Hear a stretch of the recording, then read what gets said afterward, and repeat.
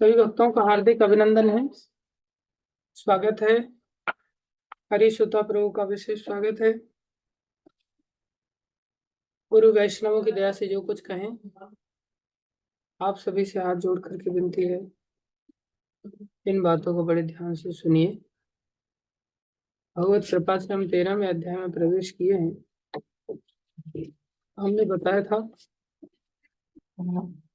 पहले वाले 6 अध्याय कर्मयोग के माध्यम से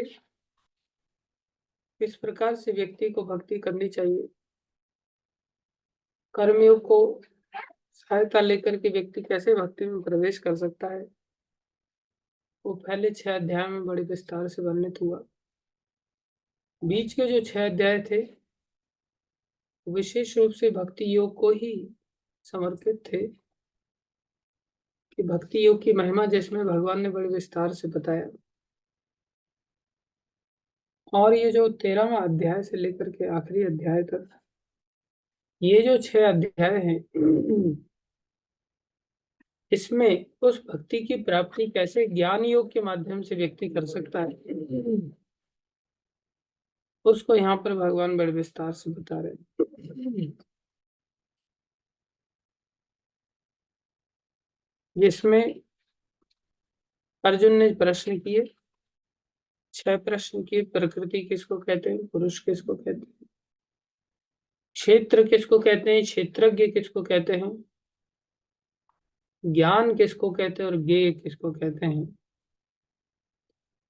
बड़े एनालिटिकल वे में भगवान ने इन प्रश्नों के उत्तर दिए हैं, जिसमें कि भगवान ने शुरुआत किया क्षेत्र और क्षेत्रज्ञ से। भगवान ने बताया क्षेत्र शरीर है,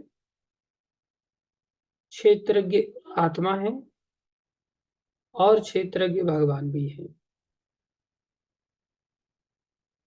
फिर शरीर के बारे में भगवान ने बताया कि क्षेत्र में क्या क्या चीजें आती हैं।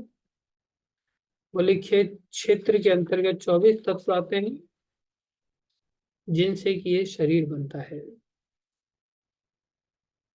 फिर 24 तत्वों के पश्चात भगवान ने बताया कि क्षेत्रज्ञ को जानना, क्षेत्र और क्षेत्रज्ञ के बारे में जो जानकारी है, इस जानकारी को प्राप्त करना ही ज्ञान कहलाता है।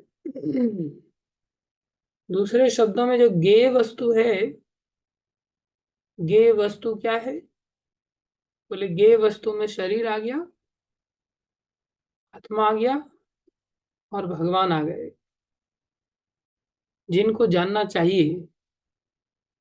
बोले ज्ञेय वस्तु को जिसके द्वारा जाना जाता है उसको ज्ञान कहते हैं। अर्थात शरीर की जानकारी जिससे प्राप्त होती है, आत्मा की जानकारी जिससे प्राप्त होती है, भगवान की जानकारी जिससे प्राप्त होती है, बोले उसको ज्ञान कहा जाता है।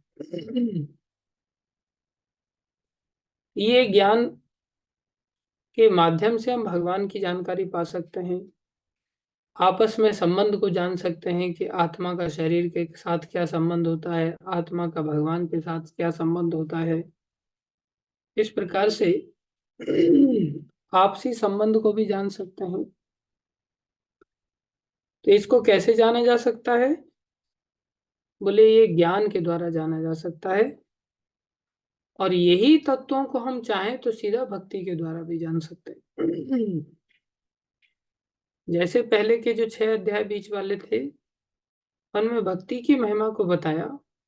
किसी के पास कुछ भी नहीं है जानकारी, लेकिन अगर वो भक्ति में लग जाता है, सीधा भक्ति में लग जाता है, भक्ति में जब वो जैसे ही लग जाएगा, एकदम से उसको सब चीजों के बारे में ज्ञान प्राप्त अपने आप हो जाएगा। और ज्ञान प्राप्त होते ही वो भगवान की प्राप्ति कर लेगा। आज वर्तमान में हमें भगवत संबंधी ज्ञान नहीं है, आत्म संबंधी ज्ञान नहीं है, शरीर संबंधी ज्ञान है, जिसे ज्ञान कहा ही नहीं है भगवान ने। भगवान ने 8वें श्लोक से 12वें श्लोक तक इस अध्याय के अंतर्गत ज्ञान के बारे में बताया है। इसलिए इन श्लोकों को इस अध्याय की एक आत्मा के सदृश कहा गया है। इस अध्याय के अंतर्गत ये जो श्लोक हैं बड़े महत्वपूर्ण हैं। इन श्लोकों को हमें एक एक शब्द को बहुत अच्छी तरह से समझने की चेष्टा करनी चाहिए। तो इसमें जो 20 पॉइंट है, अगर 20 पॉइंट को हमने कल्टीवेट कर लिया, अगर हमें समझ में आ गया, जानकारी प्राप्त हो गई, तो हमें भक्ति को विकसित करने में कठिनाई नहीं होगी। दूसरे शब्दों में, अगर हमने भक्ति को प्राप्त करना चालू कर दिया, भक्ति को अंगीकार करना चालू कर दिया, तो ये सारे के सारे ज्ञान के बिंदु अपने आप आ भी जाएंगे। भक्त के अंदर ही ऐसे गुण पाए जाते हैं, संसार में अन्यत्र कहीं गुण नहीं पाए जाते। यहाँ पर भगवान ने भागवतम में भी क्या, यस्यास्ति भक्तिर भगवती अकिंचना सर्वैर्गुणैस्तत्र समासते सुराः। सारे गुण बोले उस व्यक्ति के अंदर समा जाते हैं, अपने आप आ जाते हैं, जिसके अंदर भक्ति आ जाती है। तो या तो 11वें श्लोक के अंतर्गत जो भक्तिर अव्यभिचारिणी भक्ति कर लें हम, और अगर नहीं भक्ति कर पा रहे हैं तो इन गुणों का विकास करने की चेष्टा करें। दूसरे शब्दों में, ये गुण अगर हमारे अंदर नहीं है तो इन गुणों के जो विपरीत हैं वो अवगुण है। और जब वो अवगुण है तो अवगुण क्या करेंगे, बोले वो भक्ति में जाने से बाधा करेंगे। तो हमें कम से कम पता तो होना चाहिए कि क्या गुण है, क्या अवगुण है, क्या लाना है, क्या नहीं लाना है। जब जानकारी नहीं किसी भी चीज की, तो हमें एहसास भी नहीं होगा किसी भी चीज का। तो यहाँ पर सबसे पहली आवश्यकता जो भगवान यहाँ घोषित कर रहे हैं वो है विनम्रता।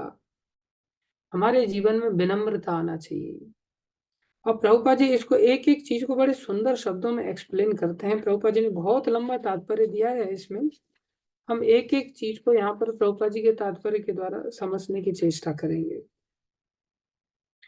प्रभुपाद जी यहाँ कह रहे हैं विनम्रता मतलब अमानित्वम। अशब्द लगा दिया है। अशब्द का अर्थ है उल्टा। किसमें, मानत्वम। मानत्वम मतलब मान प्राप्त करने की आकांक्षा। अमानत्वम मतलब मुझे मान नहीं चाहिए। तो आज अगर हम कहें कि हम ज्ञानी हैं, इसका अर्थ क्या है कि अगर हमारे पास मानत्व है, इसका मतलब हम अज्ञानी हैं।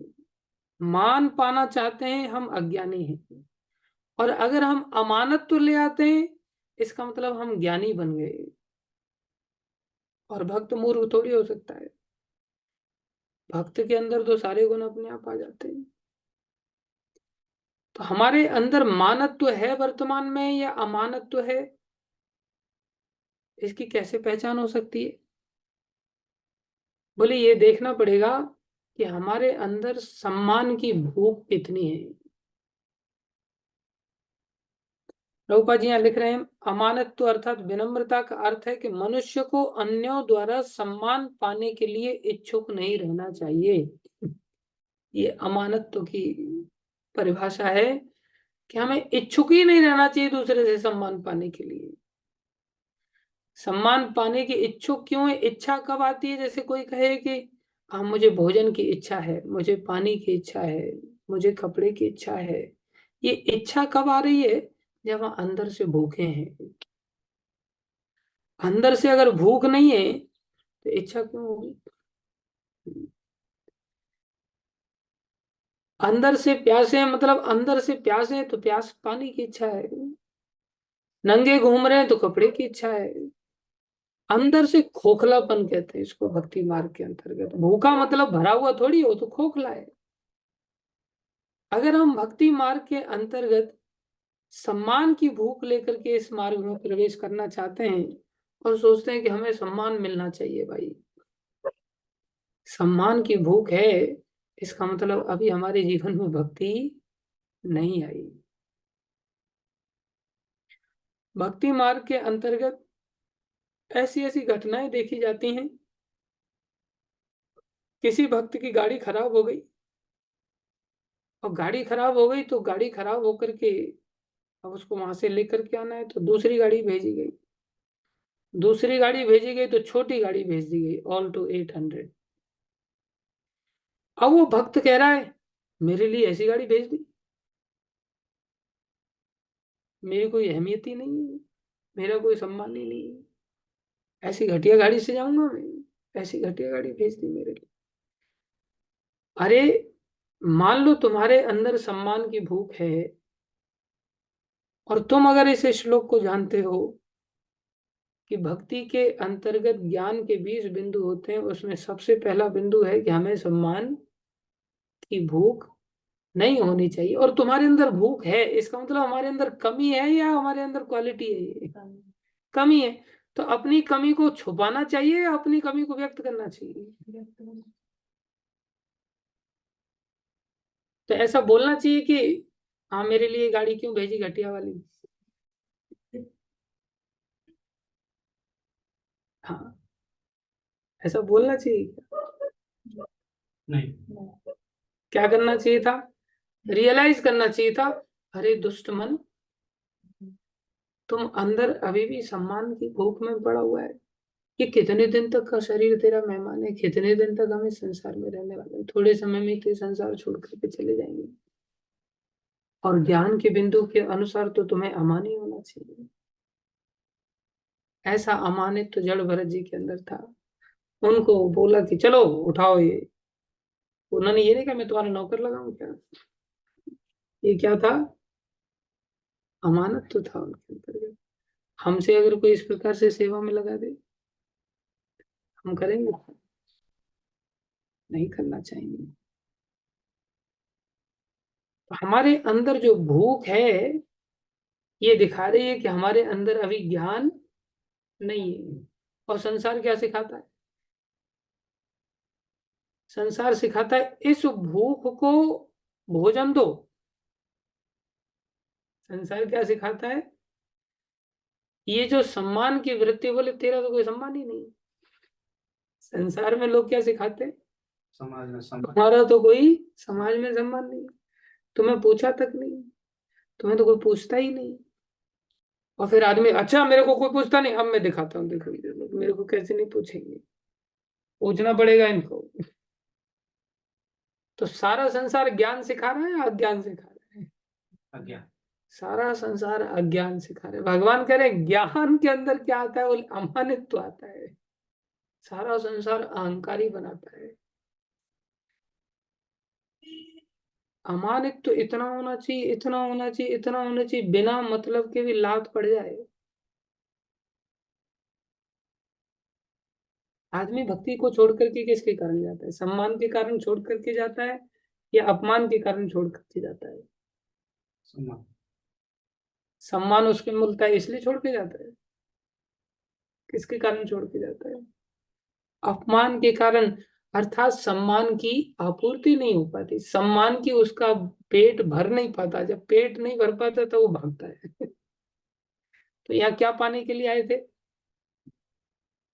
इस मार्ग में क्या पाने के लिए आए थे? सम्मान पाने के लिए। सम्मान पाने के लिए तो गीता का ये श्लोक पता चला क्या फिर हमको, कि गीता की इंस्ट्रक्शंस हमारे दिमाग में बैठी क्या, कि जिससे तुम मुझे जान सकते हो। और भगवान ने कहा एवं यो वेति तत्वतः त्यक्ता देहम पुनर्जन्म नैति मामेति अर्जुन। तुम मेरे पास आ जाओगे, तुम्हारा पुनर्जन्म नहीं होगा जब तुम मुझे जान लोगे। और जानने का मतलब क्षेत्रज्ञ को जानना। और क्षेत्रज्ञ को जानने के लिए कितने बिंदु चाहिए? 20। कितने बिंदु चाहिए? 20, जिनको ज्ञान कहा गया है। अब इसमें पहला ही बिंदु क्या है? विनम्रता। और विनम्रता का अर्थ क्या है?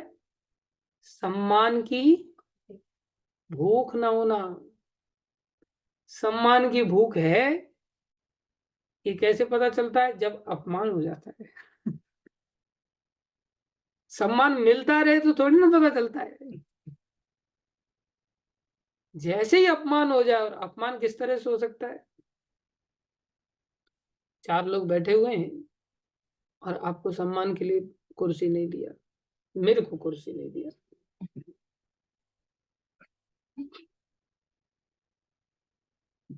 सबके गले में माला पहना दी, आपको अकेले को छोड़ दिया बस। और आप भी करतल बजा रहे हैं, मृदंग वाले को पहना दिया, गाने वाले को पहना दिया, हारमोनियम वाले को पहना दिया, और आप करतल बजा रहे हैं। आपके लिए माला बेचारे के पास खत्म हो गई, आपको पहनाया नहीं उसने, कैसा लगेगा? और पहना दिया ना, फिर कैसा लगता है? एक एक चीज, यहाँ तक कि खाली सबको प्रसाद दे दिया, हमें प्रसाद नहीं दिया। और कोई हमें अगर गाली देने लग जाए, तब टिक पाएंगे? और कोई बिना मतलब के सीधा लात मार दे, तब टिक पाएंगे? भगवान विष्णु ने लात खाई है, छाती पर लात खाई। हम लात खा सकते हैं? अंदर क्या है? सम्मान की भूख। इसलिए प्रभुपाद जी यहाँ लिख रहे हैं, हम देहात बुद्धि के कारण अन्यों से सम्मान पाने के भूखे रहते हैं। बोले ये मेरे को सम्मान से बात करें तो मैं सब कुछ करूंगा, प्रभु जी नहीं कहता है मेरे को। लेकिन पूर्ण ज्ञान से युक्त व्यक्ति की दृष्टि में जो यह जानता है कि वो शरीर है ही नहीं, जिसके पास ज्ञान है ना, वो जानता है ये शरीर तो झूठा है, इसका सम्मान कितने दिन का मेहमान है, थोड़े दिन में तो मिट्टी में मिलने का। इस शरीर से संबंध कोई भी वस्तु सम्मान या अपमान व्यर्थ होता है।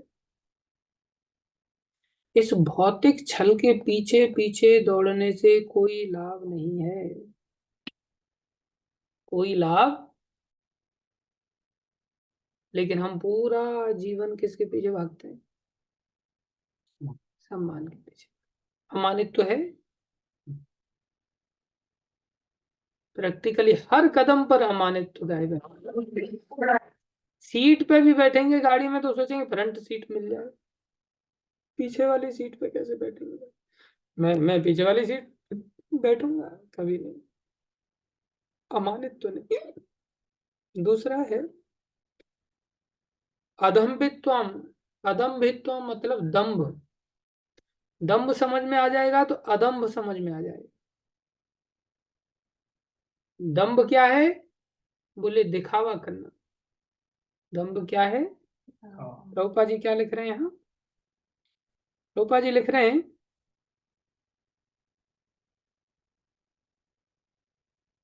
लोग अपने धर्म में प्रसिद्धि चाहते हैं। प्रभुपा जी लिख रहे हैं, लोग अपने धर्म में प्रसिद्धि चाहते हैं। अतः ये देखा गया कि कोई व्यक्ति धर्म के सिद्धांतों को जाने बिना ही,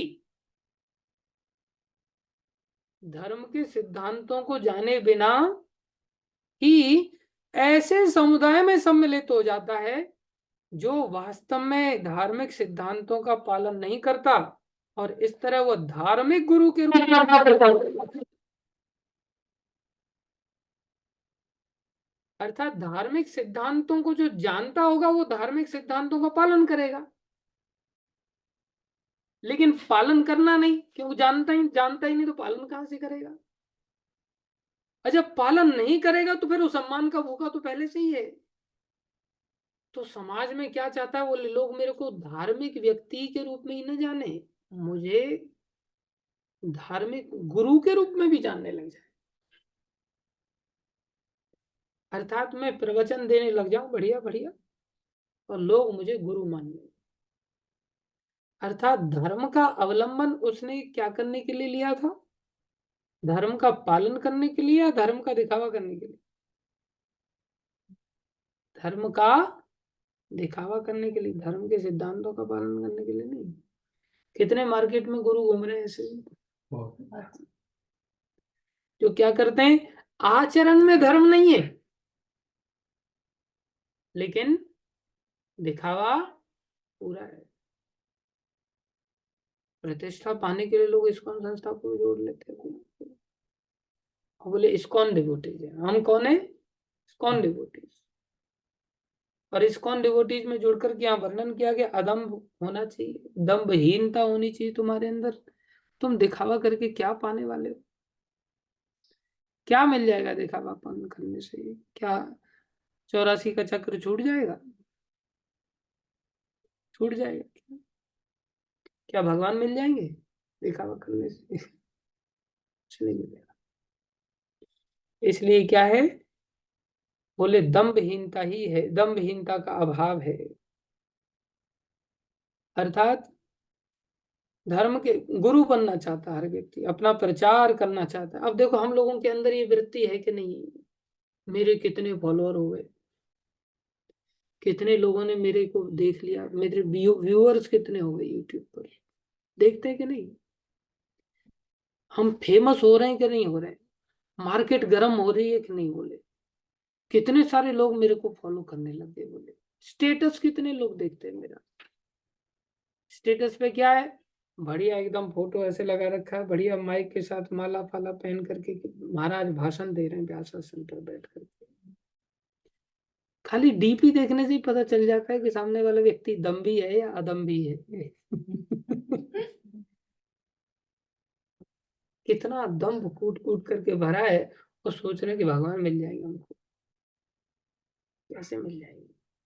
हम तो अपना प्रचार प्रसार करना चाहते हैं, भगवत प्रचार प्रसार को अगर करना चाहते हैं तो हमारे अंदर तो पहले दम्भहीनता होनी चाहिए, लेकिन हम स्वयं को फेमस करना चाहते हैं, दम्भहीनता का भाव। आगे प्रभुपाद जी, अहिंसा, अहिंसा किसको कहते हैं, बोले हिंसा का उल्टा। हिंसा क्या चीज है, जहां तक आध्यात्मिक ज्ञान में वास्तविक प्रगति की बात है, प्रभुपाद जी देखो कितनी बढ़िया बात कर रहे हैं, जहां तक आध्यात्मिक ज्ञान में वास्तविक प्रगति की बात है, मनुष्य को चाहिए कि वो अपनी परीक्षा करे। क्या करे, अपनी परीक्षा करे कि वो कहां तक उन्नति कर रहा है, इन वह इन बातों के द्वारा अपनी परीक्षा कर सकता है कि मैं अमानी बना क्या, कि मेरे अंदर दम्भहीनता आई क्या, दम्भहीनता तो आई नहीं, मैं तो फालतू ढिंडोरा पीटता घूम रहा हूँ, क्या कर रहा हूँ, कोरा दिखावा कर रहा हूँ बस, कोरा दिखावा। क्या गुरु जी की प्रसन्नता के लिए भक्ति कर रहा हूँ, या सबको दिखाने के लिए भक्ति कर रहा हूँ, प्राय दिखाने की वृत्ति निकल करके आ जाती है। अगर 10 लोग देखने के लिए आएंगे तो मैं माला जप कर लूंगा, मंगल आरती कर लूंगा, कोई नहीं आ रहा तो क्या मैं मंगल आरती माला वगैरह कर पा रहा हूँ, तो मैं किसके लिए भक्ति कर रहा हूँ, फिर दूसरों की नजर में कहीं मेरा स्तर नीचे न चला जाए, दिखाने के लिए भक्ति का प्रयास। तीसरा भगवान यहाँ पर बता रहे अहिंसा, अहिंसा का सामान्य अर्थ वध न करना या शरीर को नष्ट न करना लिया जाता है, लेकिन अहिंसा का वास्तविक अर्थ अन्यों को विपत्ति में न डालना है। हिंसा का अर्थ क्या है, अन्यों को विपत्ति में डालना। अन्यों को विपत्ति में हम कैसे डालते हैं,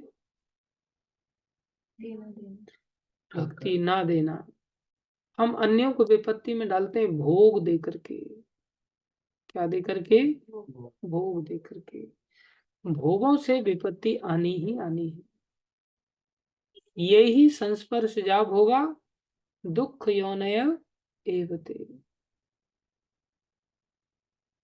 आगे क्या है भाई, आद्य अंतवंत कौन्तेय न तेषु रमते बुधाः। जितने भी संसार के भोग, और संसार देखो पूरा भोगों के पीछे भाग रहा है, और भोगों की शिक्षा दी जाती है, भोगों की शिक्षा, विषयों की शिक्षा, इंद्रियों को इंद्रियों के विषय दिए जाते हैं, उससे व्यक्ति अपने आप ही दुखों की ओर जाएगा, दुखों की ओर जाएगा तो दुखों से विपत्ति अलग है क्या, दुख और विपत्ति एक ही बात है। तो अगर कोई व्यक्ति विपत्ति में कब जाएगा, बोले भोगों में जाएगा। अगर हमारी वजह से अगर कोई सामने वाला व्यक्ति भोगों के प्रति प्रेरित होता है, हम किसी को भोग प्रदान करते हैं, अर्थात हम हिंसा कर रहे हैं, कोई व्यक्ति को बढ़िया बढ़िया खिला रहे हैं, वो क्या है, हिंसा, हिंसा है। व्यक्ति की बढ़िया शादी ब्याह करवा दिया, ये क्या है? हिंसा है, अहिंसा नहीं। हम सोच रहे हैं परोपकार कर दिया, भोगों में लग गया, हिंसा हो रही है। हर कदम पर हिंसा है। अहिंसा क्या है? बोले अहिंसा तब होगी जब हम उसको भक्ति में लगा देंगे। अहिंसा क्या है? जब होगी जब हम उसे भक्ति में लगा देंगे। प्रभुपाद जी कितनी गहराई में जाकर के इस बात को वर्णन कर रहे हैं। बोले अन्यों को विपद, देहात्म बुद्धि के कारण सामान्य लोग अज्ञान द्वारा ग्रस्त निरंतर भौतिक कष्ट भोगते रहते हैं। लोगों के पास कष्ट क्यों आ रहे हैं? क्योंकि वो भगवान से वंचित हैं। भगवान से वंचित क्यों? क्योंकि उनके पास ज्ञान नहीं है। ज्ञान क्या है? ये बिंदु है, भगवान के बारे में जानकारी नहीं। उनको क्या लग रहा है? भोगों को भोगने से हम आनंदित हो जाएंगे, हमारी विपत्तियां सारी मिट जाएंगी। ये उनकी सबसे बड़ी समस्या है। तो अहिंसा क्या होगा फिर? उनको अज्ञान में रखना हिंसा है, या उनको ज्ञान में लेकर के आना हिंसा है? बोलो।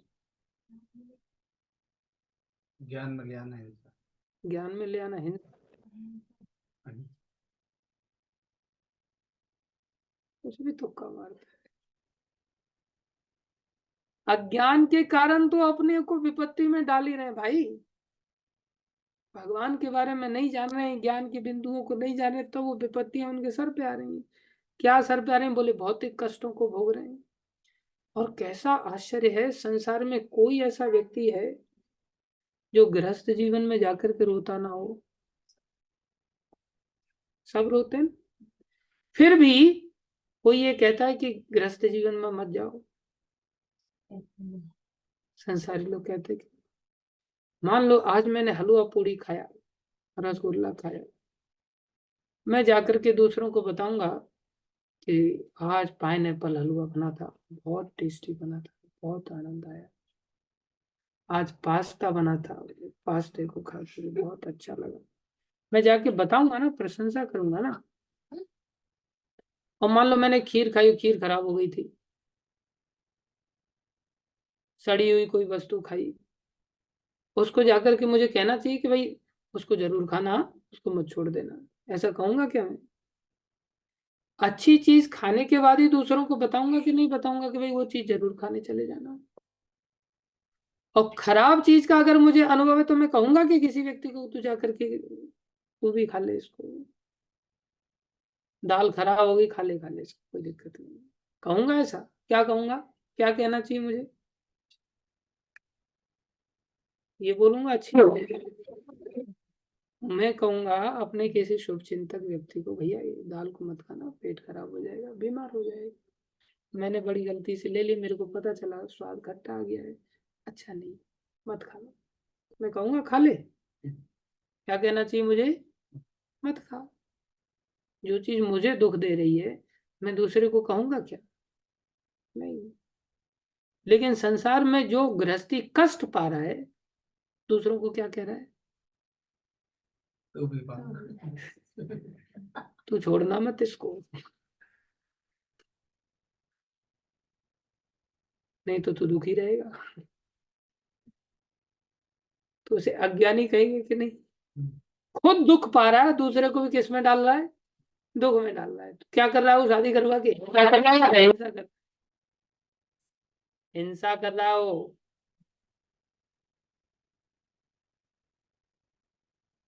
और खोपड़ी की सही बोला ना। अच्छा, हिंसा घुमा दिया जगदीश हरी की नहीं तरह। हिंसा बोला है। अच्छा, खोपड़ी उनकी काम नहीं। हिंसा कर रहा है वो। और सारे संसार में अहिंसा नहीं कर रहे हैं, वो सभी हिंसा कर रहे हैं।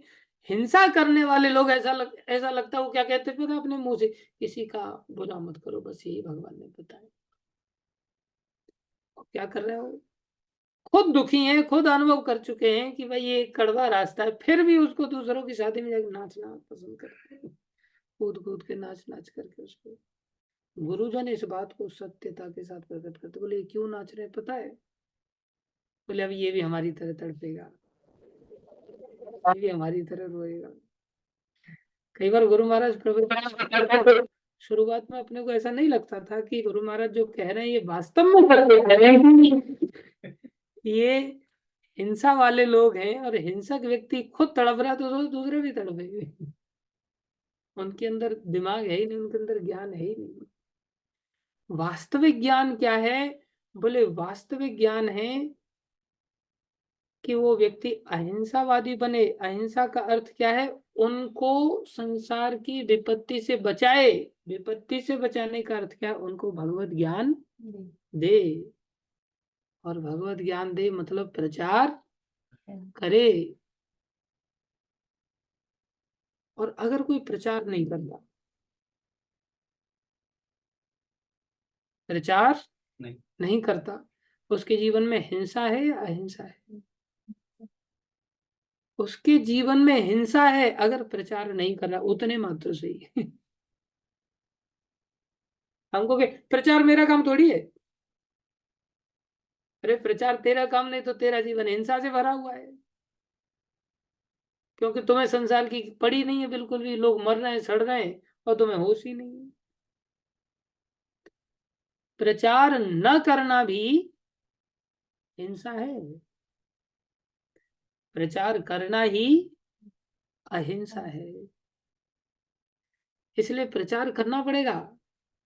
अब कोई सोचे मेरे को तो कुछ चीजें याद ही नहीं, प्रचार कर रहे। तुम्हें याद नहीं होती तो कम से कम प्रचार करूंगी तुम सहायता ही कर लो। तुम बढ़िया प्रसाद बनाओ, भगवान से प्रार्थना करो, बिना पैसे के प्रसाद बनाओ, सेवा के रूप में भगवान से प्रार्थना करके प्रसाद बनाओ जैसे प्रभुपाद जी बनाते थे। उस प्रसाद को जो व्यक्ति खाएगा, अब तुमने भावना के साथ प्रसाद बनाया है, तुमने अपेक्षा के साथ प्रसाद नहीं बनाया कि मैंने इतना पैसा लूंगा और प्रसाद बना। तुम प्रसाद बनाओ, बना लोगों को खिलाओ। क्या लोग उस प्रसाद को खा के भक्त नहीं बनेंगे? हम सोच रहे हैं हम धोती कुर्ता पहन लिए बन गए सब हम भक्त, और जीवन में हिंसा भरी पड़ी है। प्रचार के अंतर्गत बिल्कुल भी इंस्ट्रूमेंटल होना चाहते ही नहीं। मेरे को आता ही नहीं, कमाल है। इतना भागीरथी काम है क्या संसार के जो तुम्हें आते नहीं? आते नहीं तो जाकर के सीख लो ना कि भाई दाल कैसे बनाई जा रही है। 8 दिन तक किसी कुक के पास खड़े होकर के आप सीखोगे तो आपको क्या दाल बनाना नहीं आएगा? फिर जरूरी है पैसा फेंकना? और पैसे वाले व्यक्ति को वो बीड़ी फूक रहा है, एक और से पैसा ले रहा है, स्वार्थ के साथ काम कर रहा है। क्या वो व्यक्ति प्रसाद भगवान को भोग लगा करके लोगों को भक्त बना पाएगा? वो तो पैसे की स्वार्थ की वृत्ति से काम कर रहा है। जब हम निस्वार्थ भाव से कुछ नहीं करते, दाल बनाना ही सीख लें, कम से कम खीर बनाना सीख लें, कम से कम चावल बनाना सीख लें, इतना तो कर ही सकते। क्या वो प्रचार नहीं है? वो भी प्रचार है। खिचड़ी बनाना सीख लें, कुछ नहीं आता तो। लेकिन निस्वार्थ भाव से कुछ स्टेप तो उठाएं। हम सुबह से शाम तक बस टांग करके कम्बल दिन गुजारते हैं और सोचते हैं कि हम तो बन गए भक्त। भक्त नहीं हम। ये सब क्या है? हिंसा से युक्त जीवन है। अहिंसा हमारे जीवन में आना चाहिए। रूपा जी यहाँ कह रहे हैं जब अतएव जब तक कोई लोगों को आध्यात्मिक ज्ञान की ओर नहीं ले जाता, ऊपर नहीं उठाता, तब तक वह हिंसा का अभ्यास करता रहता है। आध्यात्मिक ज्ञान में अगर हम किसी को नहीं प्रेरित कर पा रहे हैं, इसका मतलब हम क्या कर रहे हैं? हिंसा का ही अभ्यास कर रहे हैं। व्यक्ति को लोगों को वास्तविक ज्ञान वितरित करने का भरसक प्रयास करना चाहिए, भरसक प्रयास करना चाहिए। कैसे प्रयास कर सकते हैं? किताबें बांटे, बुक डिस्ट्रीब्यूशन करें। हम खुद नहीं बोल पा रहे हैं लेकिन किताब तो बोलेगी ना। हम किसी को किताब तो पहुंचा सकते हैं। हमें नहीं बोलना आ रहा है, उस श्लोकों को नहीं याद कर पा रहे हैं, कुछ नहीं कर पा रहे हैं, कम से कम किताब लेकर के खड़े होकर के अहिंसावादी तो बन जाए। लेकिन हमको क्या लगता है? हमारे ऊपर अत्याचार हो रहा है, अगर हम के लिए जाओ तो ऐसा लगता है। बुक डिस्ट्रीब्यूशन क्या है? हिंसा का अभ्यास है, अहिंसा का अभ्यास है? अहिंसा का अभ्यास। नहीं कर रहे हैं बुक डिस्ट्रीब्यूशन तो क्या कर रहे हैं पड़े पड़े? हिंसा। इसलिए भरसक प्रयास करना चाहिए जिससे वे प्रबुद्ध हों और इस भव बंधन से छूट सकें। यही अहिंसा है। ये कितनी गहरी बात है। हम लोगों को ज्ञान भी देते हैं ना, तो उद्देश्य हमारा छुड़ाना नहीं होता। हम लोगों को ज्ञान देते सोचते ये मेरी वाह वाही करे, इस पर मेरी छाप छूट जाए और इसकी पॉकेट ढीली कर लूंगी।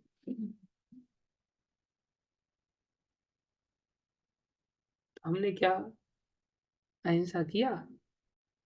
हम हिंसा करते। इसलिए लोगों को प्रबुद्ध बनाए, लोगों की चिंता हो, जीवों की चिंता हो। ये बेचारा मौत के मुंह में जा रहा है, इस बेवकूफ को अकल नहीं है, क्या होगा इसका? बोले ऐसा अनुशीलन करने से, ऐसा अभ्यास करने से बोले भक्ति आ जाएगी।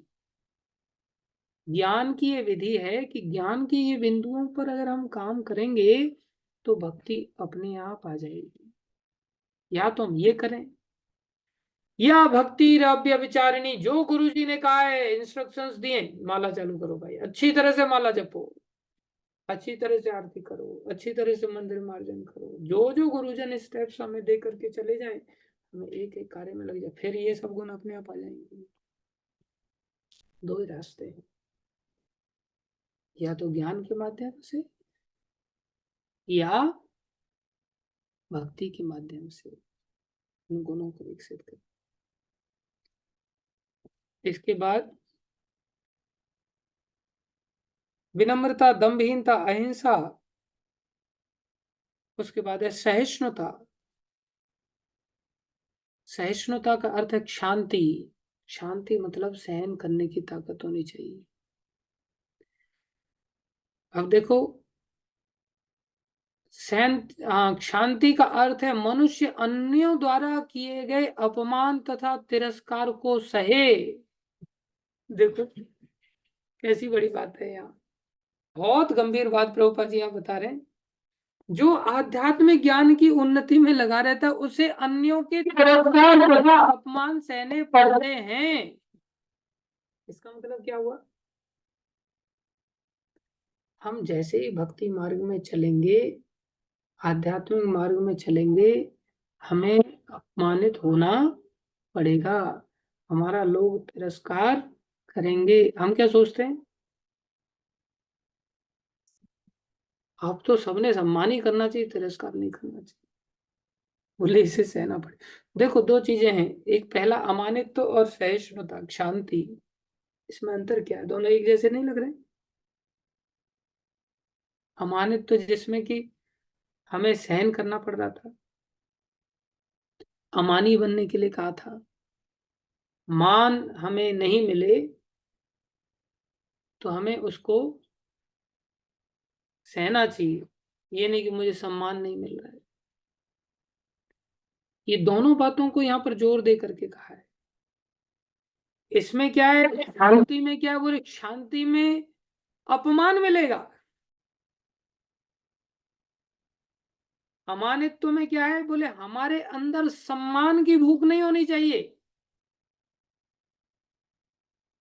हमें सम्मान नहीं मिले तो भी रास्ता छोड़ देते हैं। और शांति में क्या है? बोले यहां तुम्हें सम्मान तो मिलेगा ही नहीं, सम्मान तो मिलेगा ही नहीं, उल्टा क्या मिलने वाला है? अपमान मिलने वाला है। जैसे आप कहीं गए और आपको सम्मान नहीं मिला, आपके सहपाठियों को मिल गया, उस स्थिति में जन्माष्टमी का फंक्शन किया गया और उस फंक्शन में सब लोगों का नाम उच्चारण किया, इन्होंने ये सेवा किया, इन्होंने ये सेवा किया, हमने भी कोई सेवा की, हमारा नाम नहीं लिया गया, बैग उठा के चल पड़ता। मेरा नाम नहीं लिया, मेरा नाम तो लिया ही नहीं। कितनी एप्रिसिएशन की भूख है अंदर, कितने सम्मान की भूख है। और नाम उच्चारण हो जाएगा तो क्या हो जाएगा? वो भगवान का नाम है क्या उसका? नाम उच्चारण होने से उसका पेट भर जाएगा क्या? हो क्या जाएगा उसको? 2-2.5 किलो वजन बढ़ जाएगा, या अंदर क्या रसगुल्ले का अंबार लग जाएगा, उसका नाम लेने से हो क्या जाएगा। नाम नहीं लिया, सम्मान नहीं मिला तो क्या हो गया। कैसे लोग एकदम तरसती निगाहों से देखते रहते हैं, सबको फोटो बांटे जा रहे हैं। और ये एक ही दिन आया व्यक्ति, इसने 10,000 रुपया दान में दे दिया। मैं जब ज्वाइन किया था मैंने तो 50,000 दिए थे, पूरा साल गधा मजूरी किया, मेरे को एक फोटो भी यहाँ स्टेज पे बुला करके नहीं दिया जा रहा है। कैसी तरसती निगाहों से देखता रहता है, और देखता रहता है, इसका भी नंबर लग गया, इसका भी नंबर लग गया, इसका भी नंबर लग गया। और ऐसा लग रहा है कि अब तो कोई बचा ही नहीं, सब गिफ्ट ले लेकर के चले गए, मेरा ही नंबर नहीं आया अभी। अचानक से फिर उसको बुला लेते हैं ना, और देखो उसका चेहरा देखने का, थोड़ा सा ऐसे व्यक्ति का चेहरा देखने का, एकदम से ऐसा मुरझाने लगता है, जैसे छुई मुई के पेड़ की तरह एकदम से सारी पंखुड़ियां सिकुड़ने लगती हैं, कमल एकदम सिकुड़ने लगता है। ऐसा लोग तो सोचता है ये लोग तो मेरे को पहचानते ही नहीं है। वो मंदिर में मेरा कितना सम्मान था, कितना गौरव था, ये मंदिर वाले लोग, अब मैं दोबारा इस मंदिर में पैर ही नहीं रखूंगा। इतनी देर में उसका नाम अनाउंस, आइए आपको भी स्टेज पर बुलाए, एकदम से जगन्नाथ जी वाली हंसी आ जाएगी उसको। पूरा खिल जाएगा एकदम से, और खिलखिला करके अंदर जाएगा, वो सम्मान पाकर। याद रखते हैं प्रभु जी, याद रखते हैं मेरे को, प्रीति जागृत हो जाएगी उसकी। कितनी सम्मान की भूख है, और यहाँ बोले उसको तिरस्कार झेलना पड़ेगा। भगवान ने कितनी जगह नहीं कहा है, हर जगह भगवान ने इस बात को कहा है कि तुम्हें अपमान में और सम्मान में समान होना चाहिए। तथा मान अपमानयो, क्यों भगवान ने इस बात को बार बार बल दे करके कहा है, क्योंकि ये मिलेंगे, आप चाहो या ना चाहो। इसलिए शांति का भगवान यहाँ पर वर्णन कर रहे हैं प्रभुपा जी। शांति का अर्थ है मनुष्य अन्यों द्वारा किए गए अपमान तथा तिरस्कार को सहे। हम काम करते हैं और कोई कहिए तो बैठा ही रहता है बस, ये तो बोझ है आश्रम पर, चाहे हम कितना भी सेवा करें। किसी ने ऐसे कह दिया हमको, फिर देखो ऐसा लगता है या तो खुद मर जाऊं या सामने वाले को मार डालूं। इसको अपने ही काम देखते हैं, मेरे काम तो देखते ही नहीं इसको। कितना भारी तिरस्कार। जो आध्यात्म ज्ञान की उन्नति करने में लगा है उसे अन्यों के तिरस्कार तथा अपमान सहने पड़ते हैं भैया, सहने पड़ेंगे यहाँ। ऐसा इसलिए होता है क्योंकि यह भौतिक स्वभाव है। प्रभुपा जी कितना सुंदर उदाहरण दे रहे हैं, यहाँ तक कि बालक प्रहलाद को भी, जो 5 वर्ष के थे और जो आध्यात्मिक ज्ञान के अनुशीलन में लगे थे, संकट का सामना करना पड़ा था। हम क्या सोचते हैं हमारे जीवन में संकट ही नहीं है, जैसे संसार में तो कभी संकट आते ही नहीं, संसार में तो कभी गाली सुननी नहीं पड़ती। जैसे कौन सी जगह ऐसी है संसार में कि अपमान नहीं होता, सर्वत्र होता है। जब उनका पिता उनकी भक्ति का विरोधी बन गया, कितनी सहनशीलता थी। वहां पर तो उनको गाली गलौज नहीं दिया जा रहा है। अपमानित करने का मतलब है आपको बढ़िया बढ़िया खिलाना तो दूर, आपको कुछ भी नहीं दिया गया खाने के लिए, आपको कमरा नहीं दिया गया, आपको उल्टा गालियां मार करके भगा दिया गया, निकलो यहाँ से। सुबह सुबह गाली दे करके आपका स्वागत सत्कार किया जाए, ऐसा तिरस्कार किया जाए, फिर भी हम छोड़कर ये सोचे सहन करना। उनके पिताई उनकी जान के दुश्मन है, फिर भी उनको प्रवचन करना है। कितनी सहनशीलता है हमारे अंदर। सेंस, मेरे को इसने ऐसा बोला, मेरे को रोज आश्रम के झगड़े ही इसी बात को लेकर के, मेरे को इसने ऐसा बोला, उसने ऐसा बोला, उसने ऐसा बोला। जिसको ये पता है इस ज्ञान के बारे में कि 20 बिंदु हैं,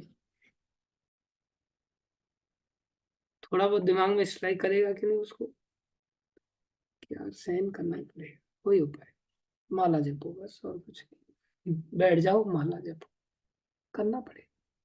प्रहलाद जी को करना पड़ा। हमें तो मंदिर में आ गए और मंदिर में किसी ने गाली इसलिए आया था मैं यहाँ, किसी ने थप्पड़ लगा दिया तो फिर तो भगवान को ही कुछ नहीं। आप क्या कर रहे हैं बैठे बैठे, मेरी पिटाई हो रही, जानते हो मैं कौन हूँ? मेरी पिटाई करवा रहे हैं आप मंदिर के अंदर। भक्त तो सहन करता है।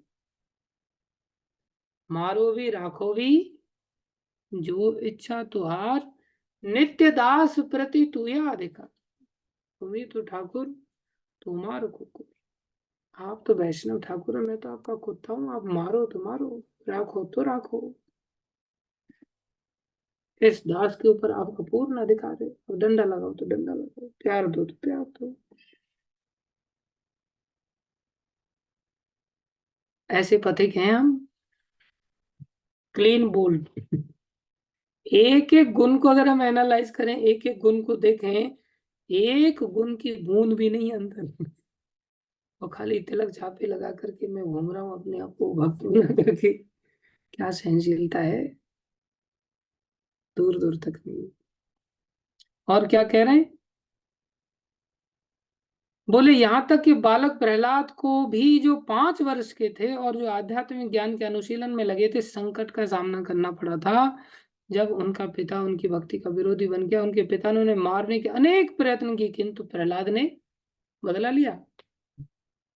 क्या किया? सहन कर ले। अतएव आध्यात्मिक ज्ञान की उन्नति करते हुए अनेक अवरोध आ सकते हैं, एक नहीं अनेक बाधाएं आएंगी, सबकी सुननी पड़ेगी। माँ बाप क्या कहेंगे पता है, ये तो पागल हो गया है।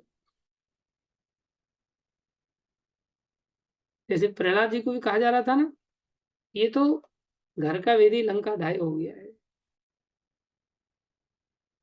ऐसे कोई भी व्यक्ति भक्ति करने के लिए चला जाएगा, हर व्यक्ति जितना भी खानदान के होंगे, नाते रिश्तेदार होंगे, हर व्यक्ति सम्मान करेंगे क्यों उसका? हर व्यक्ति अपमान करेगा। और उस समय कैसा अंदर खटकेगा वो, अपमान के पागल कहा जा रहा है मेरे को, खुद पागल है और मेरे को कह रहा है पागल है। बोले बदला लेने मत जाओ, चुपचाप क्या कर लो, सहन कर लो, ठीक है भैया।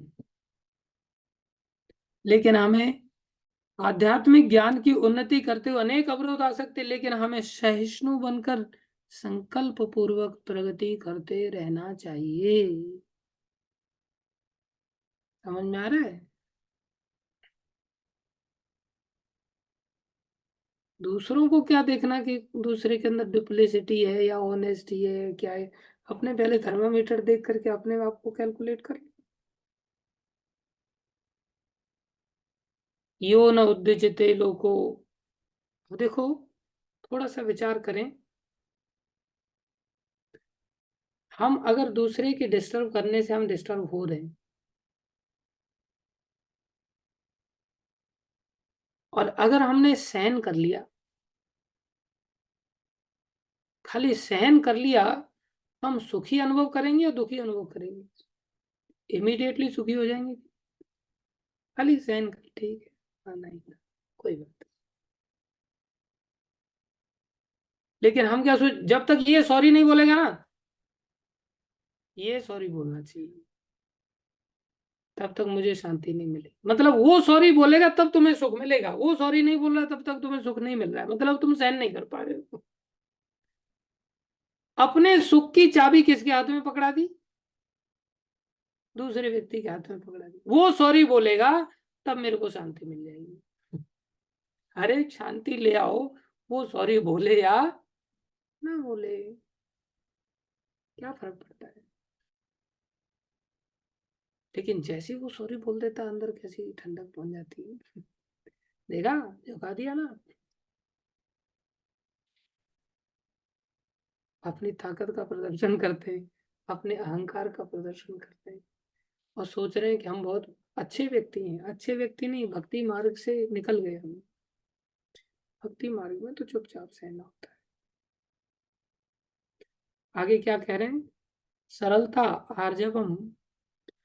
अर्जुन का नाम ही इसलिए पड़ा था क्योंकि वो आर्जव थे, उनके अंदर आर्जव था। आर्जव मतलब सीधा, सरल। सरलता का अर्थ है बिना किसी कूटनीति के मनुष्य इतना सरल हो कि अपने शत्रु तक से वास्तविक सत्य का उद्घाटन कर सके। जैसे पितामह भीष्म मर नहीं रहे थे, परीक्षा मृत्यु का वरदान था, पांडव लोग घबरा गए, महाराज युधिष्ठिर जाते हैं, आप तो मरेंगे नहीं क्योंकि आपको इच्छा मृत्यु का वरदान, फिर तो धर्म का नाश हो जाएगा,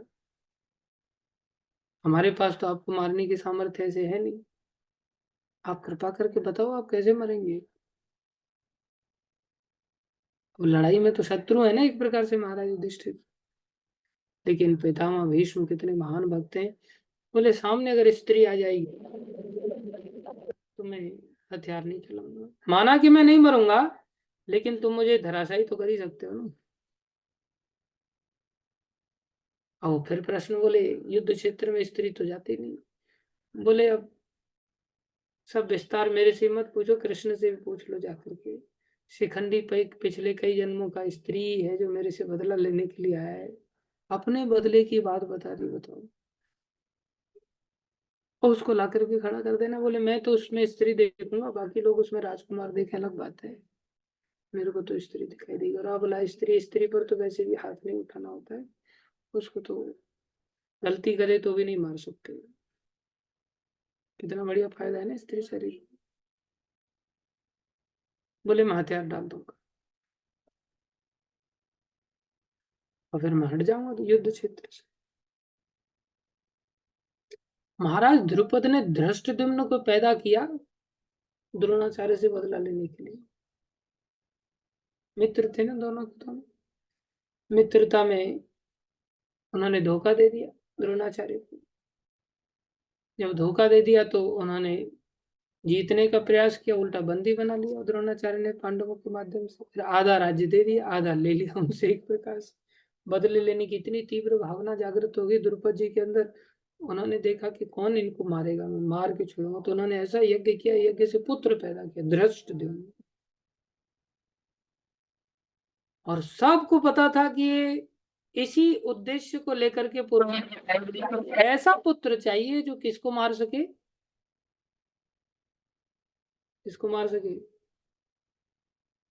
हम लोग कथा क्या सुन रहे हैं,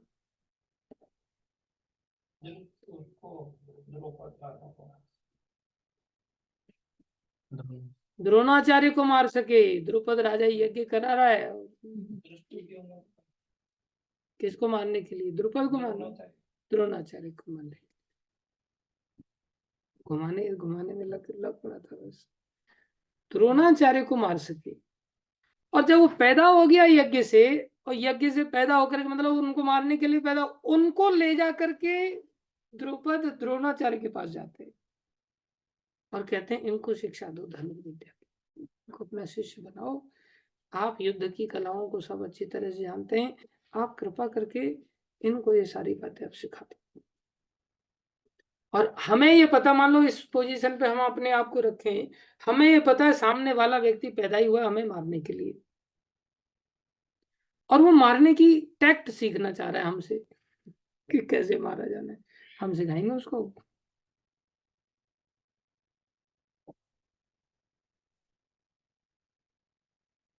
अपनी ही मारने के बारे में दूसरे व्यक्ति को जानकारी, जैसे पितामह भीष्म ने दिया, ऐसे कौन दे रहे हैं, द्रोणाचार्य थे।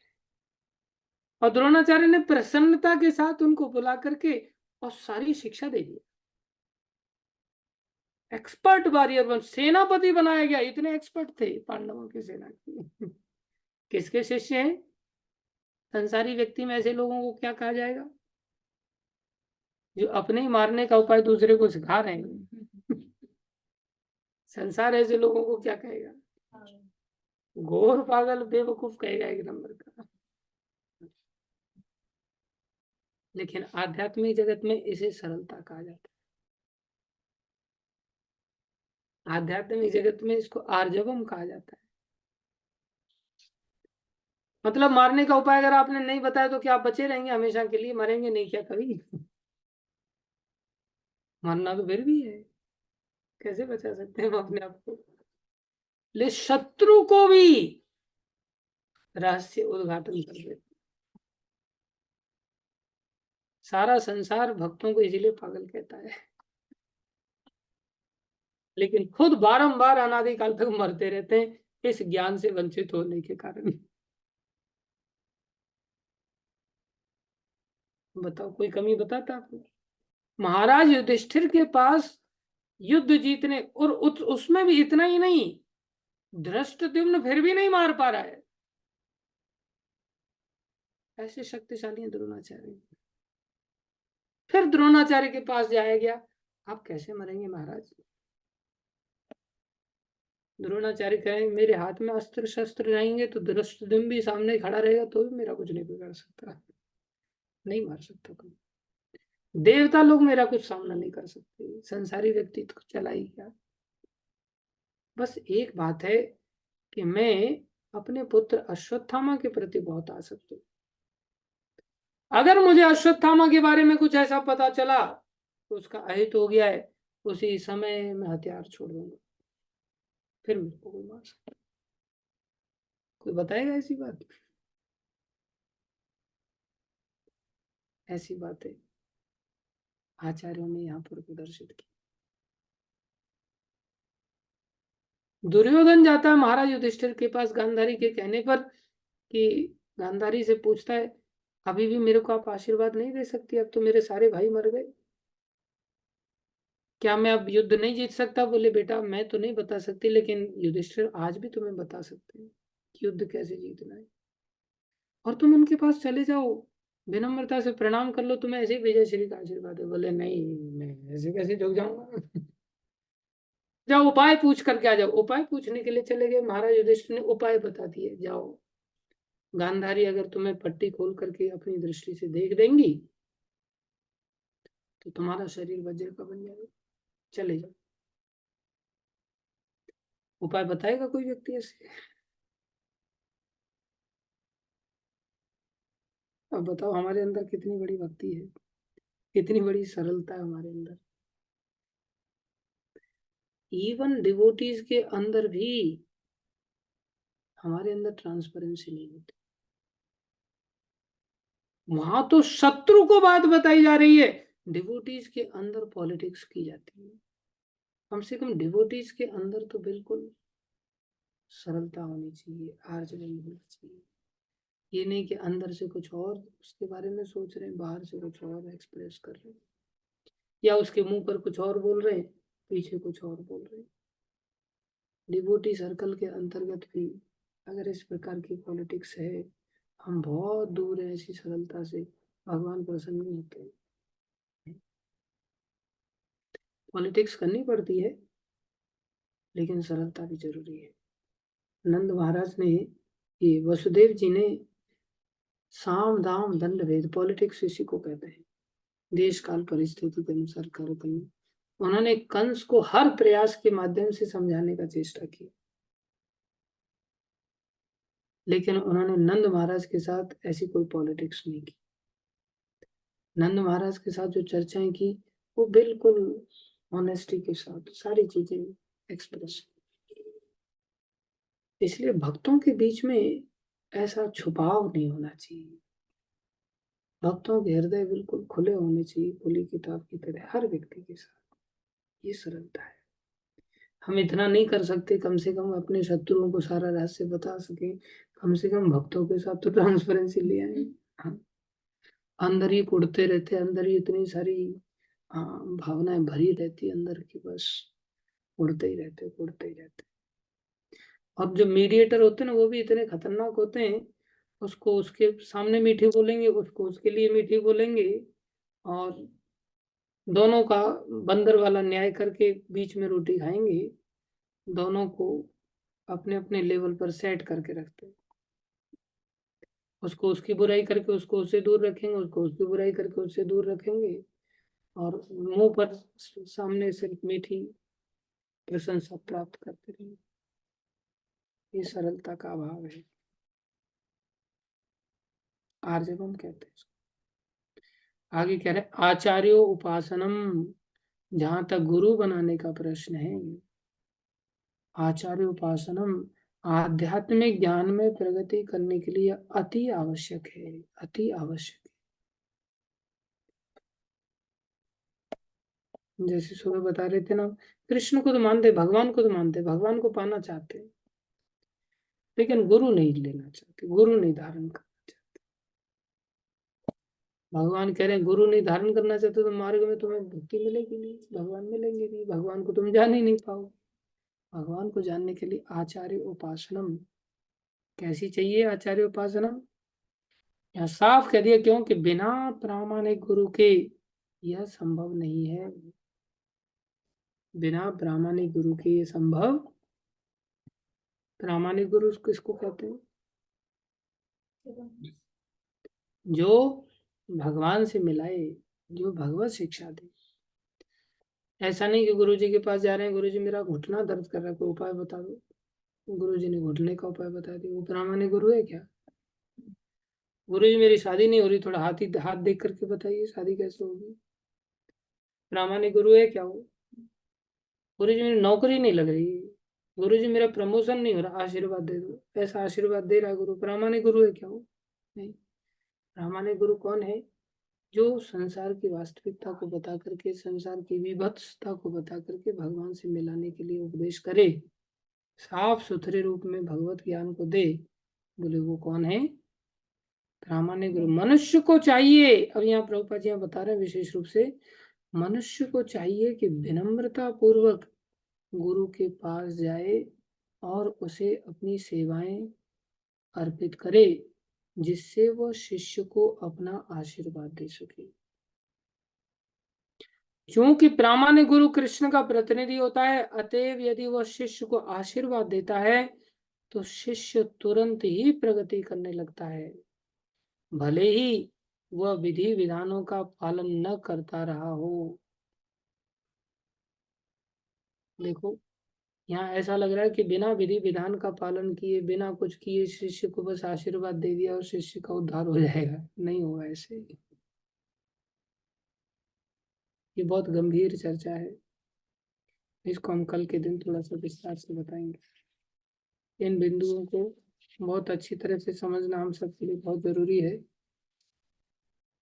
इसलिए आचार्य उपासनम को कल थोड़ी चर्चा।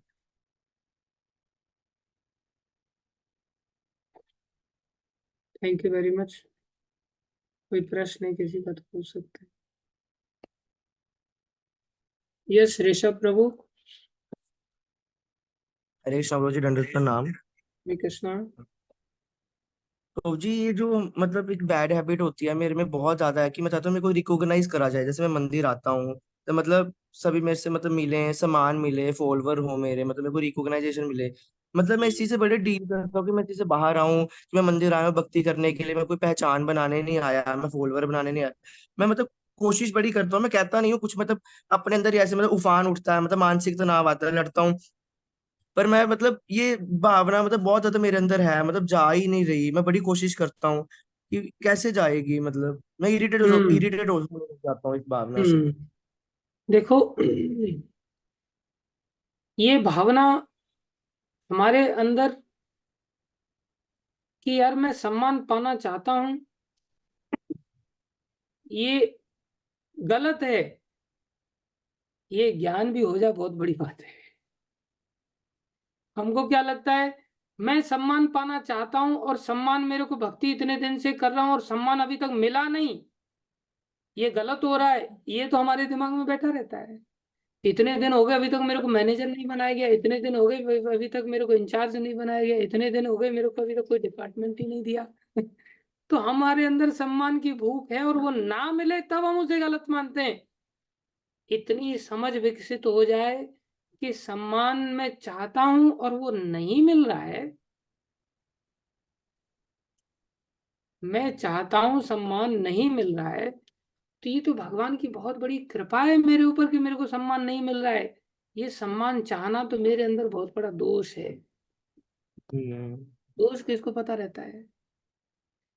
और जब हमें इतना सा पता चल गया ना, इतना ही ज्ञान हो गया, जैसे इस श्लोकों से यही तो ज्ञान सबसे पहले कराया गया। इतना सा ही अगर ज्ञान हो गया हमको, तो हमारे अंदर इस सम्मान के प्रति घृणा आ जाएगी अंदर ही अंदर अपने आप। जब तक ये पता चले सम्मान गलत चीज है, सम्मान की भूख गलत है, ये अगर दिमाग में बैठ गया तो हमारे अंदर घृणा तो आ ही जाएगी इसके प्रति। और फिर अंदर ही अंदर ऐसा लगेगा कि यार सम्मान मिल भी रहा है मेरे को, लेकिन इससे मेरा भगवत प्राप्ति थोड़ी होने वाली है, इसलिए तो गलत है, तो बाधा है। सम्मान क्या है? भक्ति में बाधा है, तो उसको रियलाइज होगा ये। तो जब घृणा हो जाएगी ना उसके अंदर, तो धीरे धीरे धीरे धीरे धीरे धीरे घृणा होने के कारण उस अवगुण के प्रति, उस अवगुण को निकालने की हम चेष्टा करेंगे। अब उस अवगुण के अपोजिट में गुण होता है। गुण की महिमा सुनी हमने, क्या महिमा सुनी? अमानित्व की महिमा सुना। तो बोले सम्मान की भूख तो होनी नहीं चाहिए, ये तो मैं अंदर अपनी भूख को अंदर हॉलोनेस है, मैं क्यों अंदर से भरा हुआ डिवोटी नहीं हूं, मैं तो अंदर से खोखला हूं, क्योंकि सम्मान की भूख है मेरे अंदर, तो अंदर तो खोखलापन है मेरे। तो मैं कैसा भक्त हूं? बोले मैं तो खोखला भक्त हूं। खोखला भक्त भगवान को कैसे पाएगा? इसलिए उसको गुण का पता चला, अमानत तो होना चाहिए। मानत्व दोष है, अमानत तो गुण है। तो बोले अमानत तो होना चाहिए, तो उसके लिए प्रयास करेगा वो। और जब गुण को लाने के लिए प्रयास करेगा, अवगुण से घृणा है, जहां उसे सम्मान मिल रहा है वहां उसे घृणा है, तो धीरे धीरे धीरे धीरे उसे त्याग कर पाएगा वो। एकदम से तो नहीं कर पाएगा, लेकिन धीरे धीरे त्याग। अभी वर्तमान में स्थिति में क्या हमें हमें ऐसा लगता है सम्मान मिलना ये तो भगवान की कृपा है, और जहां सम्मान मिलता है हम वहां भागेंगे पीछे पीछे, और जहां सम्मान नहीं मिलता वहां से हम भाग जाते हैं। हमको लगता है ये तो भगवान मेरे को रिकॉग्नाइज कर ही नहीं रहा है, यहाँ फायदा क्या है यहाँ टिकने से। तो जहाँ हमें कोई रिकॉग्नाइज ना करे, जहाँ हमें कोई पूछे ही नहीं वास्तव में, बोले वही अच्छा है हमारे लिए। लेकिन हम पूछ बनाना चाहते सारे संसार में, ये बहुत बड़ी बात है। एक संसारी व्यक्ति क्या चाहता है? वो भी तो यही चाहता है ना। थोड़ा ठंडे दिमाग से सोचना चाहिए कि एक संसारी व्यक्ति जिस रास्ते पर चल रहा है, हम भी एक प्रकार से उसी रास्ते पर चल रहे, तो भगवान मिलेंगे या नरक मिलेगा या 84 लाख योनियां मिलेंगी। इंटरनली हमारी कॉन्शियसनेस सेम है, तो भगवान कैसे मिल सकते हैं? भगवान तो नरक से अपोजिट साइड में भाई, 84 लाख से अपोजिट साइड में, तो वो तो विनम्रता वाले लोगों के लिए है, वो अहंकारी लोगों के लिए नहीं। एकदम से नहीं जाएगा, हमें ऐसे भक्तों की संगति करनी पड़ेगी, उसको सीखना पड़ेगा, समझना पड़ेगा, तब जाएगा। ठीक है। थैंक यू सो मच प्रभु यस, जी। हरी सुता प्रभु। हरे कृष्णा प्रभु जी, दंडवत प्रणाम। प्रभु जी। प्रभु जी, मेरे प्रश्न था, एक प्रश्न तो प्रभु जी ने ही पूछ लिया, यही था। जो सेकंड प्रश्न है वो इससे रिलेटेड ये है कि जो ये अमानित्वम हुआ, अहिंसा हुआ, ये कोई सद्गुण तो दूर दूर तक खोद खोद से ढूंढने में भी खुद में दिखते नहीं, खोखलापन भरा हुआ है। तो क्या ऐसे व्यक्ति को प्रचार करना चाहिए? हाँ, प्रचार करने के लिए तो यहाँ पर अहिंसा, दूर अहिंसा को बताया है। हमारे अंदर हिंसा की वृत्ति है, अहिंसा का अर्थ है प्रचार। हमें इसका अभ्यास करना पड़ेगा, डायरेक्ट या इनडायरेक्ट, समा और अदर, हमें प्रचार करने का अभ्यास करना पड़ेगा किसी हालत में। तो प्रचार करने के लिए जब हम चल पड़ेंगे तो एक गुण तो विकसित होगा। हम प्रचार इस भावना से करने के लिए जाएंगे कि हमें प्रतिष्ठा मिलेगी, तो प्रचार नहीं करना चाहिए। हमें सॉरी टू पैसा इंटरप्ट यू मिलेगा। प्रभु जी। मैं 1 मिनट यहाँ क्यों रोक रहा हूँ, क्योंकि मान लिया कि हम नहीं चाह रहे, लेकिन ये जो कान है ना, इनको अपनी प्रशंसा सुननी अच्छी लगती है, अंदर से बहुत घृणा हो रही है, लेकिन इन कानों को अच्छी ही लगती है। क्या करे फिर स्थिति, उस स्थिति में उसको अच्छा लगता ही है। और कोई अगर बात मान लो नहीं। जैसे आपने कहा कि कोई अपमान करता है, तो व्यक्ति कहता है अरे भाई ठीक है, हमने शास्त्र पढ़ लिया, अगर किसी ने अपमान किया तो तेरे पाप कट रहे हैं, अच्छी बात है। लेकिन ये जो कान और मन है, वो कहता है अरे कैसे कर दिया इसने। तो इस स्थिति से कैसे निकला जाए? इस स्थिति से आसान नहीं है निकलना। एक उपाय तो है कि हम भक्ति की क्रियाओं को अच्छी तरह से करें। एक सर्वश्रेष्ठ उपाय है कि हम भक्ति के जो अंग हैं, 64 अंग हैं, या नवदा भक्ति के जो 9 अंग हैं, के नाम का जप करना, जिसमें नवदा भक्ति सारी की सारी हो जाती। केवल जप करने से नवदा भक्ति के सारे अंग पालन हो जाते हैं। एक उपाय तो है कि हम रात दिन बस अपने आप को भजन में लगाएं, भक्ति में लगाएं, भक्ति के अंगों का पालन करें। भक्ति के अंगों का पालन करने के कारण ये सारे गुण आ जाएंगे। एक तो ये उपाय है। एक ये उपाय देखो, हम लाना चाहेंगे तो भक्ति करेंगे ना। हमें इन गुणों के प्रति जानकारी नहीं है तो हमें इन गुणों को लाना भी नहीं चाहेंगे, क्योंकि यहाँ इस बात को भगवान सिखा रहे हैं कि भाई इन गुणों से तुम क्षेत्रज्ञ को जान पाओगे। और क्षेत्रज्ञ कौन है? कृष्ण। तो कृष्ण को जानने के लिए तुम्हें ये ज्ञान जरूरी है। इसलिए इस ज्ञान के लिए तुम्हें भक्ति, इस ज्ञान के बिंदुओं को ओरिएंटेड होकर के करनी पड़ेगी। तो हमें ये चाहिए, इसके लिए भक्ति कर रहे हैं। तो भक्ति करने से ये एक तो ये गुण आ जाएंगे। दूसरा, हम इन गुणों को जब जान लेंगे तो अपने आप ही सिंसियरिटी के साथ भक्ति करेंगे, क्योंकि इन्हें लाना चाहेंगे। जब नहीं जानेंगे तो हमारी भक्ति भी अवगुणों को ओरिएंटेड हो जाएगी। अवगुण क्या है? प्रतिष्ठा। अवगुण क्या है? अपमान से परे होना। शांति तो है ही नहीं हमारे अंदर। अवगुण क्या है? जितने भी इसके अपोजिट चलते चलो, हिंसा आदि, ये सब अवगुण है। भोगों को प्रदान करना। तो हमारी जो भक्ति होगी वो उन सब चीजों को लक्ष्य बना करके भक्ति होगी।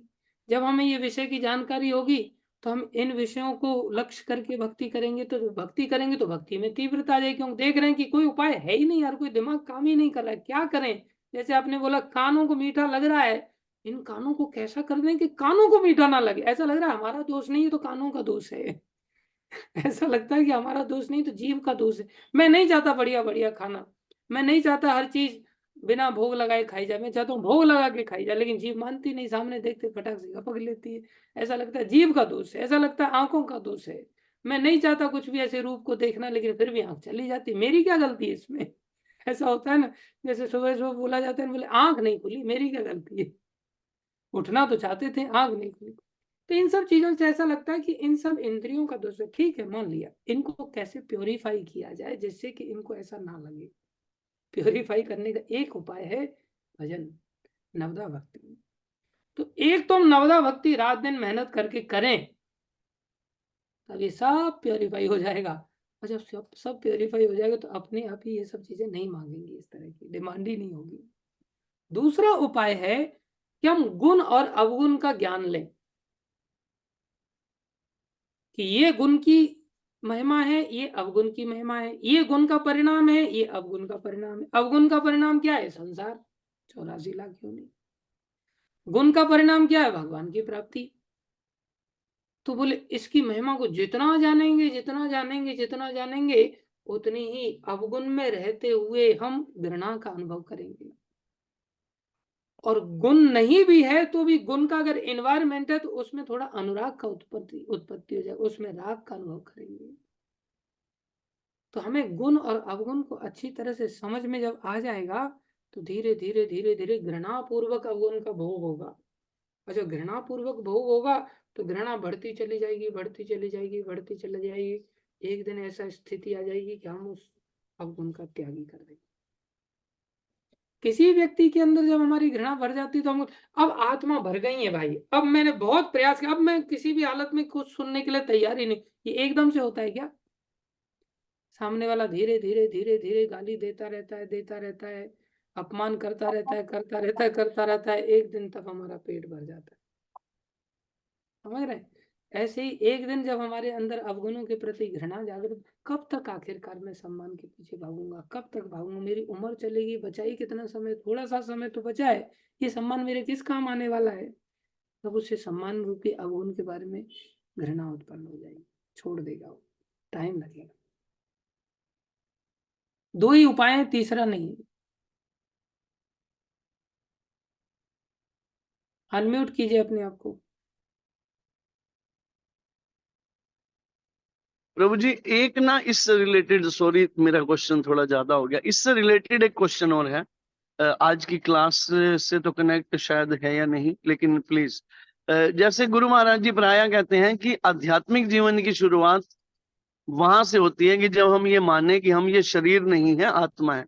लेकिन प्रायः जो आज की स्थिति है, मान लीजिए आज 6 साल से डिवोशन में है, जैसी भी गुरु गौरांग कृपा से टूटी फूटी कर पा रहे हैं, लेकिन देहात्म बुद्धि से तो ऊपर उठे ही नहीं। तो इसका मतलब क्या अभी तक आध्यात्मिक जीवन की शुरुआत नहीं हुई? नहीं, ऐसा भी नहीं, शुरुआत नहीं हुई, और ऐसा भी नहीं कि शुरुआत हो गई हो। हम पूरी तरह से देहात्म बुद्धि से ऊपर नहीं उठे, इसका अर्थ ये नहीं कि हम बिल्कुल ही नहीं उठे। समझ रहे हैं? आध्यात्मिक जीवन में जो भक्ति की शुरुआत है, वो भक्ति की शुरुआत तो वास्तव में भक्ति का यहाँ पर प्रभुपाद जी वर्णन कर रहे हैं। आगे आप इसमें अगर थोड़ा सा पहले पढ़ेंगे कि भक्ति किसको कहते हैं, जिसने भक्ति की अवस्था प्राप्त कर ली है उसमें ज्ञान के सारे गुण विकसित हो जाते हैं।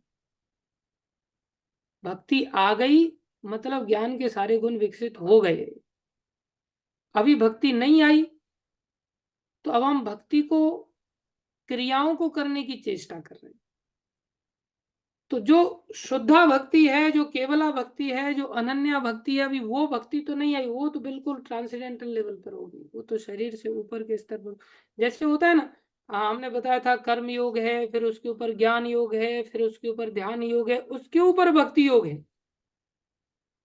तो भक्ति योग एक प्रकार से पहाड़ियों की चोटियों में सबसे ऊपर है, और वो सोने की पहाड़ी है। समझ रहे हैं? सबसे वैल्यूएबल है। तो वहां भक्ति में हमें प्रवेश होगा एक प्रकार से। लेकिन भक्तियों की ब्यूटी इतनी ज्यादा है, इसकी क्रियाएं इतनी महत्वपूर्ण है कि नीचे से ही उठा करके लेके जा सकती है।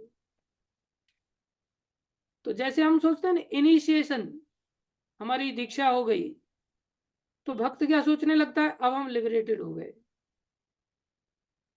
मुक्त हो गए, ऐसा लगता है भक्त को। मुक्त नहीं हुआ, अभी तो इनिशिएशन हुआ, अभी तो शुरुआत हुई है तुम्हारी, अभी तुम लिबरेटेड नहीं हुए। तो एडमिशन भक्ति में तो उस स्तर पर जाकर के होगा जहां ये गुण आ जाएंगे। कौन सी भक्ति में? शुद्धा भक्ति में एडमिशन वहां पर जाकर के होगा। अभी हम निम्न स्तर पर हैं, तो यहाँ से भी भक्ति हमारे अलग अलग स्तर की है। अगर हम भक्ति की क्रिया को अपनाते हैं तो देहात्म बुद्धि पहले के कंपैरिजन में धीरे धीरे धीरे करके खत्म होगी, और जिस दिन पूरी खत्म हो जाएगी पूरे भक्त बन गए। नहीं खत्म हुई, कच्चे भक्त है। तो प्रभु जी इसको ऐसा समझे जैसे प्रभुपाद जी का शिक्षामृत का एक कोड है ना कि कृष्ण भक्ति में पूर्णता की कोई सीमा नहीं। हाँ, पूर्णता की कोई सीमा नहीं है, लेकिन कृष्ण भक्ति में अन्य अभिलाषिता शून्यम ज्ञान कर्मादि अनावृतम अनुकूलेन कृष्णानुशीलनम भक्तिर उत्तमा, वो भक्ति की परिभाषा जरूर है। वहां से भक्ति की परिभाषा, उत्तम भक्ति की परिभाषा शुरू हो जाती है, फिर उसकी सीमा कोई नहीं है। जैसे जब इस बात को लेकर के, सीमा को लेकर के, तो ब्रह्मा जी की 4 खोपड़ियां चकरा गई। ब्रह्मा जी सोच में पड़ गए कि आप इन ब्रजवासियों को देंगे क्या, आपके पास है क्या इनको देने के लिए? इनके भाग्य इतने ज्यादा हैं कि ये तो परम भगवान को इन्होंने अपना सखा बना लिया है, इनके मित्र बन करके घूम रहे हैं, इनके साथ भूखे घूम रहे हैं, इनको खाने, इनका झूठा खाने के लिए। तो बोले, कृष्ण बोले मैं इनको स्वयं को दे दूंगा। बोले स्वयं को तो आपने पूतना को भी दिया है, इसलिए आप तो इनका ऋण चुका ही नहीं सकते। तो उस स्थिति में बोले वो एक स्तर है जहाँ के भगवान भी अपने भक्तों का ऋण नहीं चुका सकते, इसलिए भक्ति की कोई सीमा नहीं, उस स्तर पर भक्ति की कोई सीमा नहीं। लेकिन भक्ति का शुरुआत है एकांतिक, उत्तमा भक्ति की शुरुआत है, उत्तमा भक्ति की परिभाषा है कि आपकी अन्य अभिलाषिता शून्य हो जाए। अन्य अभिलाष शून्य हो जाए ऐसा नहीं, अन्य अभिलाषिता शून्य हो जाए। अन्य अभिलाष में और अन्य अभिलाषिता में अंतर होता है। जैसे द्रौपदी हैं, तो उन्होंने तो कपड़े की अभिलाषा किया, वस्त्र हीन करने का चेष्टा किया जा रहा था उनको, तो उन्होंने कपड़े की अभिलाषा किया एक प्रकार से। जब कपड़े की अभिलाषा किया तो एक प्रकार से अन्य वस्तु है वो, तो कृष्ण तो है नहीं कपड़ा, तो अन्य अभिलाष शून्य है क्या फिर वो? उनके अंदर अन्य अभिलाष तो है, फिर भी भगवान इतना प्रीति क्यों करते उनसे, फिर भी उनको इतना बड़ा प्रेमी भक्त क्यों माना गया? बोले उनके अंदर अन्य अभिलाष है, अन्य अभिलाषिता नहीं है। अब अन्य अभिलाष और अन्य अभिलाषिता में क्या अंतर है, सीखे फिर कभी बताएंगे। परिभाषा के आधार पर भक्ति की अलग अलग डेजिग्नेशन है, अलग अलग स्तर। ठीक है, हरे कृष्ण। यस इंदिरा माता जी।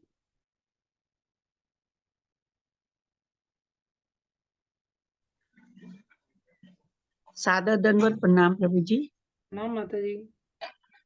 प्रभु जी आपने अभी व्याख्यान के बीच में एक कुछ आया था कि नंद बाबा और वसुदेव जी के विषय वाला क्या प्रकरण है? अब उसके लिए फिर एक कथा सुनानी पड़ेगी विस्तार से। जब नंद बाबा से मिलने के लिए नंद बाबा जाते हैं वसुदेव जी से मिलने के लिए, तो उनके बीच में जो वार्ताएं होती हैं वो स्पष्टता के साथ होती है कि कंस क्या प्लान कर रहा है। वो ये नहीं दर्शा रहे हैं कि मैं यहाँ कंस के अधीन हूँ या ऐसा कुछ है, ये जाकर के कहीं कंस को मेरी बातें न बता दें। न नंद बाबा इस बात को ध्यान करके चल रहे हैं, न वसुदेव जी ध्यान करके चल रहे हैं। सारे रहस्य आपस में बता रहे हैं, आपस में चर्चा कर रहे हैं और उनको स्पष्टता के साथ वक्तव्य दिए उन्होंने। जो वार्ता हुई है उसको आप भागवतम में पढ़ पाएंगे। ठीक है, फिर कभी बताएंगे उस लीला को, उस घटना। हरे कृष्ण। धन्यवाद सभी भक्तों का। हरे कृष्णा, प्रणाम सभी को।